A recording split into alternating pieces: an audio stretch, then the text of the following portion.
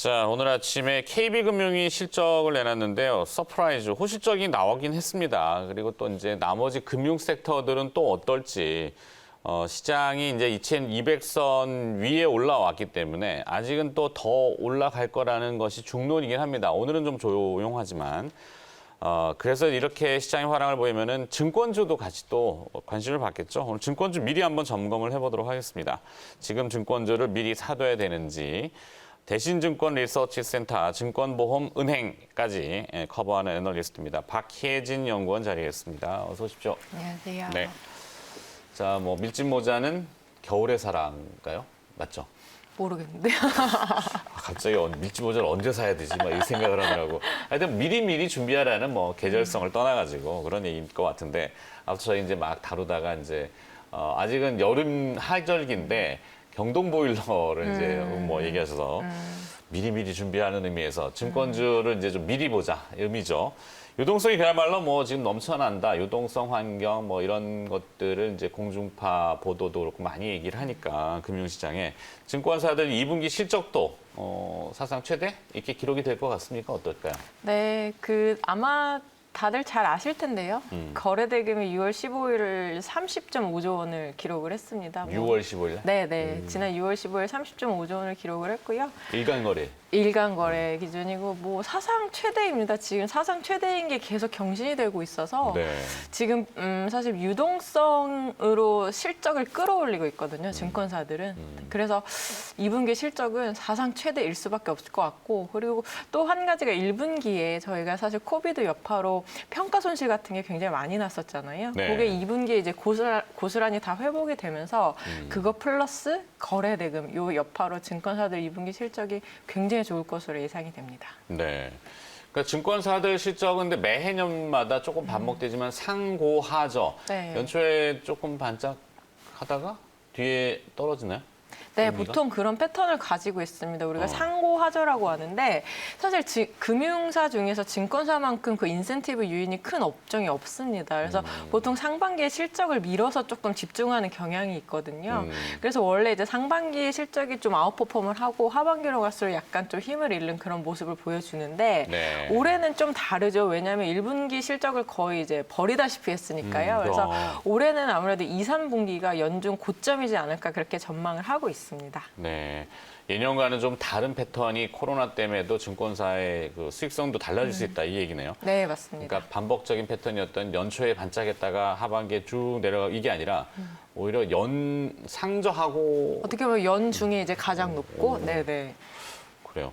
거래 대금이 풍부하기 때문에 뭐 지금 이제 증권주를 좀 관심 있게 봐야 되는지 이런 이야기들도 많이 하시던데요. 네. 유동성뿐만 아니라 이제 해외 주식 거래 같은 것도 엄청나잖아요. 사실 네. 지금 뭐 네. 동학개미가 이제 원전개미. 앞서 잠깐 저희 다뤘지만 테슬라 네. 상반기에 우리 국내 한국개미 라고 해야 돼요. 토종개미 6천억 원 순매수. 네, 맞습니다. 네. 대단한 거죠. 네. 엄청나죠. 외화 결제액이 작년 연간으로 40조 원인가 그랬습니다. 네. 그런데 올해 반기 만에 이게 한 65조 원을 기록을 했어요.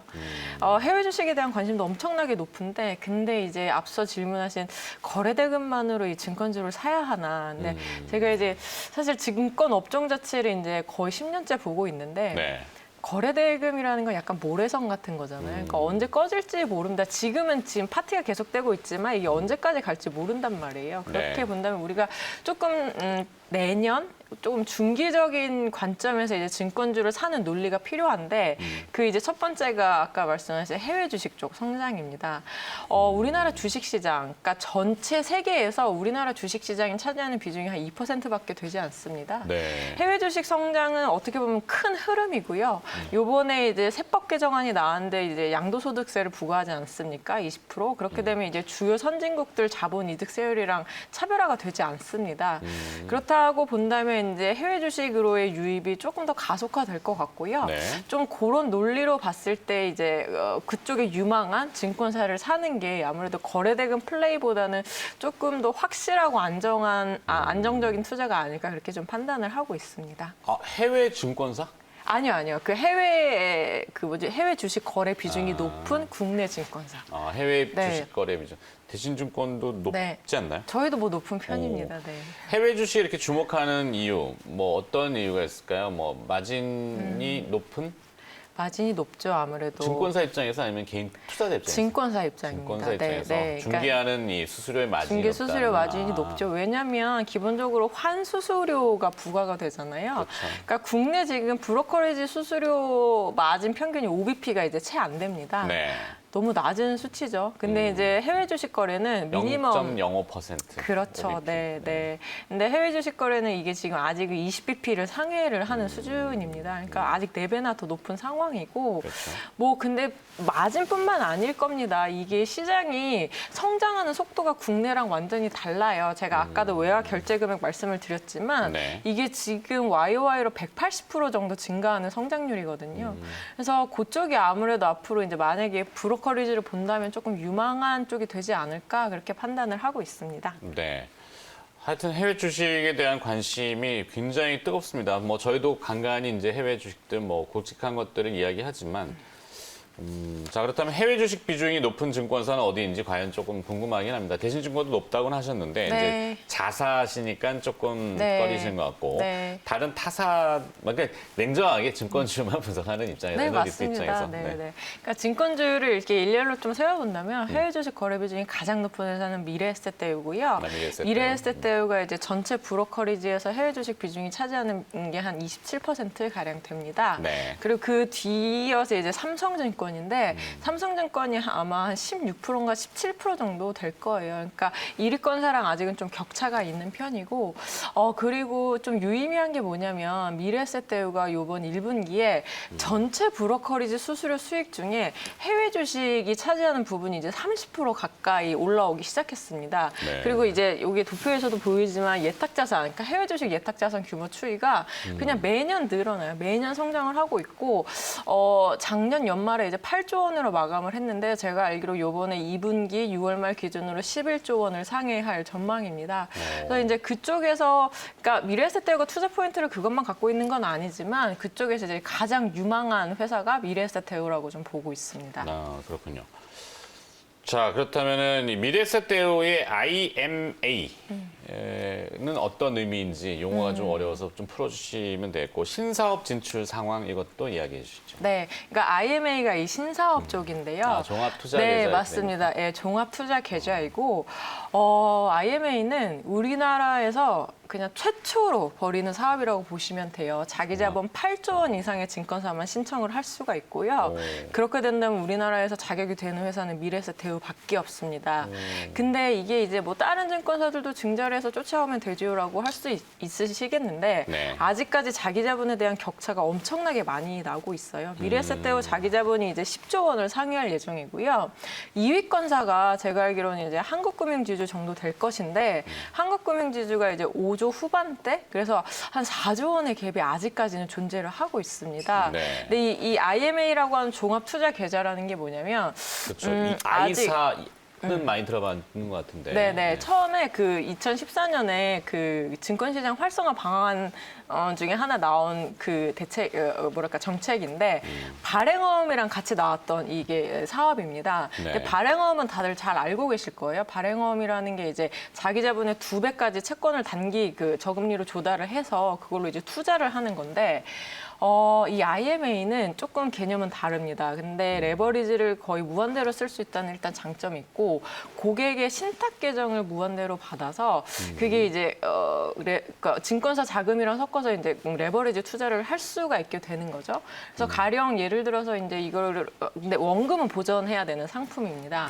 예를 들어서 이제 고객한테 약정한 수익률이 3%인데 네. 이게 이제 회사에 이제 투자를 들어가면서 회사의 에퀴티를 약간 섞어서 약 뭐 한 6%의 수익률이 나게 되면은 나머지 한 300bp 정도를 이제 회사 수익으로 이게 상계되는 그런 투자 상품이고요.